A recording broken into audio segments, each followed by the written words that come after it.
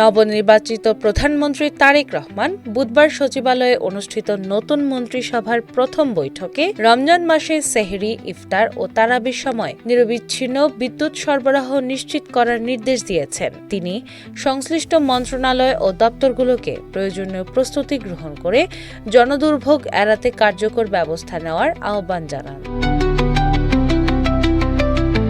বৈঠক শেষে শ্রম ও কর্মসংস্থান ও প্রবাসী কল্যাণ মন্ত্রণালয়ের প্রতিমন্ত্রী মোহাম্মদ নুরুল হক নূর সাংবাদিকদের জানান, প্রধানমন্ত্রী সব মন্ত্রণালয়কে দায়িত্ব পালনে সর্বোচ্চ স্বচ্ছতা ও দুর্নীতি প্রতিরোধে কঠোর অবস্থান নেওয়ার নির্দেশ দিয়েছেন। তিনি বলেন, জনগণ সরকারের কাছ থেকে সুশাসন ও জবাবদিহিতা প্রত্যাশা করে। আমরা আমাদের দায়িত্ব পালনে স্বচ্ছ ও ন্যায্য থাকব। নতুন মন্ত্রিসভার প্রথম কার্যদিবসে প্রধানমন্ত্রী ও মন্ত্রিসভার সদস্যরা সকালে জাতীয় স্মৃতিসৌধে মহান মুক্তিযুদ্ধের শহীদদের প্রতি শ্রদ্ধা নিবেদন করেন।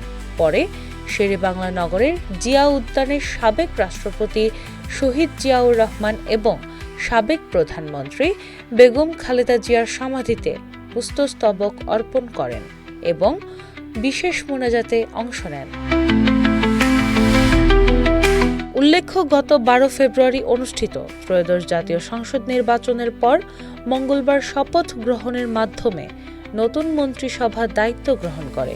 25 জন মন্ত্রী ও 24 জন প্রতিমন্ত্রী নিয়ে গঠিত এই সরকার জনকল্যাণ, স্বচ্ছ প্রশাসন ও কার্যকর সেবাদান নিশ্চিত করার লক্ষ্য নিয়ে কাজ শুরু করেছে।